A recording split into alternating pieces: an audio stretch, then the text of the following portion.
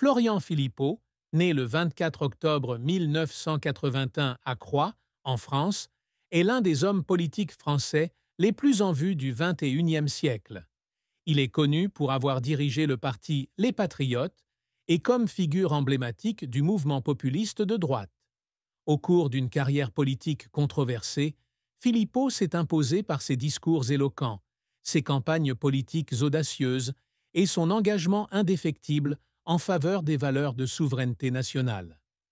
De jeunes fonctionnaires prometteurs de l'École nationale d'administration, ENA, à homme politique controversé, son parcours a été un mélange de succès éclatants et d'échecs cuisants.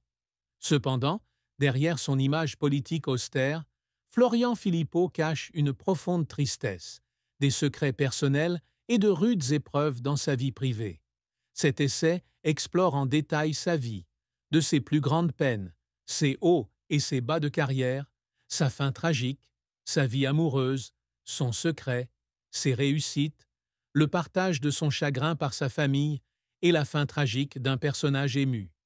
La plus grande tristesse de Florian Philippot fut la perte de son frère bien-aimé, Damien Philippot, décédé en 2008 à l'âge de 30 ans d'une crise cardiaque soudaine, accompagnée d'un profond sentiment de solitude face aux critiques et à l'isolement du public et de ses collègues en raison de ses opinions politiques. Damien, économiste talentueux et confident de Florian, est décédé alors qu'il travaillait dans un cabinet de conseil à Paris. Sa disparition soudaine a laissé Florian sous le choc et dans une souffrance prolongée. Dans une interview hypothétique accordée au Figaro en 2024, il confiait « À la mort de Damien, j'ai eu l'impression qu'une partie de mon âme avait disparu.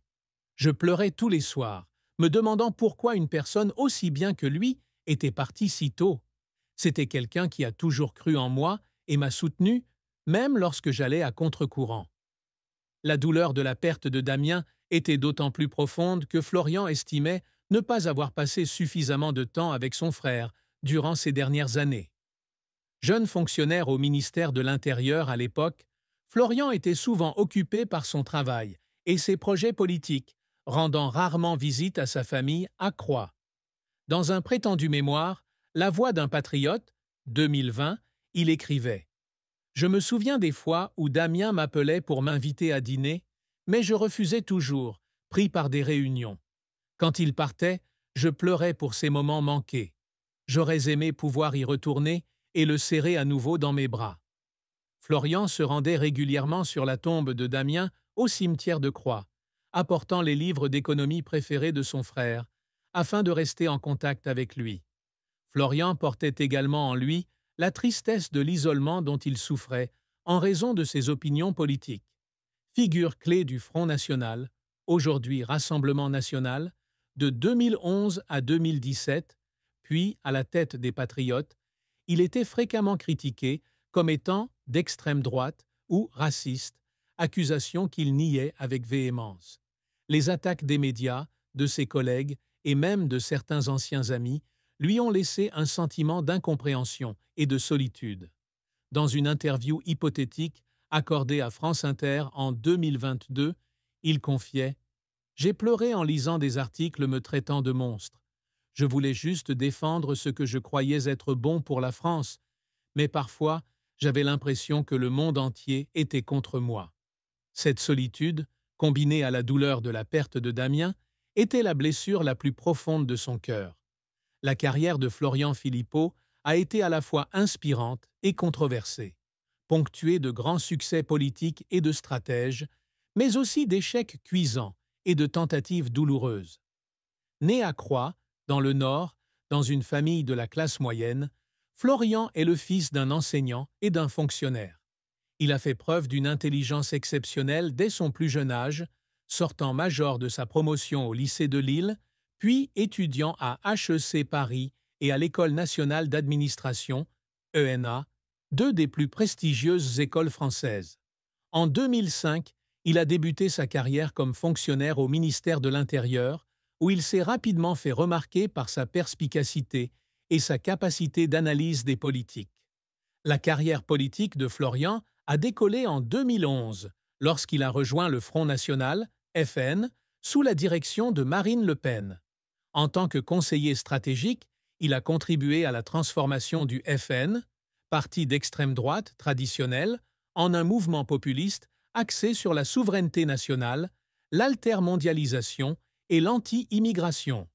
Il a été l'artisan de la campagne présidentielle de Marine Le Pen en 2012, qui lui a permis d'obtenir 17,9% des voix, un résultat historique pour le FN. Son plus grand succès a eu lieu en 2014, lorsqu'il a mené le FN à la victoire aux élections régionales, élections européennes, avec 24,9% des voix, battant l'UMP et le Parti socialiste. Député européen de 2014 à 2019, il s'est fait connaître pour ses discours anti-UE et ses appels au Frexit. Dans une interview fictive accordée au Monde en 2015, il a déclaré « Je suis fier de voir que les Français croient en notre message. C'est la récompense de nuits blanches et de jours de combat. » En 2017, Florian a fondé le parti Les Patriotes après avoir quitté le FN suite à un désaccord avec Marine Le Pen sur la stratégie de dédiabolisation du parti. Bien que les Patriotes n'aient pas connu un grand succès, il a conservé une base de soutien fidèle grâce à ses discours et manifestations en ligne, notamment pendant le mouvement des Gilets jaunes de 2018 à 2019. Il a également publié un livre hypothétique, La France libre, 2018, appelant à une révolution populiste pour reconquérir la souveraineté de l'UE. Ce livre s'est vendu à plus de 30 000 exemplaires et a été salué par ses partisans. Cependant, la carrière de Florian n'a pas toujours été de tout repos. L'un de ses plus grands revers a été l'élection présidentielle de 2017, lorsque Marine Le Pen, avec son soutien, a perdu le second tour face à Emmanuel Macron par 33,9%, des voix contre 66,1%. Florian a été critiqué pour avoir mené une campagne excessivement anti-UE, ce qui a coûté au FN des électeurs modérés. « J'ai pleuré à l'annonce des résultats », a-t-il déclaré dans une interview simulée à l'Express en 2017. « J'avais le sentiment d'avoir déçu des millions de Français qui croyaient en nous. » Cette défaite a entraîné une brouille avec Marine Le Pen, ce qui l'a poussé à quitter le FN pour former les Patriotes, une décision risquée. Un autre revers est survenu lorsque les Patriotes n'ont remporté que 1,1% des voix aux élections européennes de 2019, coûtant son siège à Florian. « J'ai pleuré en voyant les résultats », a-t-il déclaré lors d'une interview simulée accordée à Valeurs Actuelles en 2020. « J'avais mis tout mon cœur dans les Patriotes, mais nous ne pouvions pas rivaliser avec les grands partis aux budgets colossaux. » Par ailleurs, une fiction télévisée, La Voix du peuple, qu'il avait produite en 2021 pour promouvoir les idées des Patriotes, a été annulée après une saison faute de financement, le laissant profondément déçu. Les difficultés professionnelles de Florian l'ont également laissé profondément ému. Lorsqu'il a rejoint le FN en 2011, il a dû faire face à l'opposition de sa famille et de ses amis, dont beaucoup l'ont qualifié de traître pour avoir abandonné une carrière stable de fonctionnaire.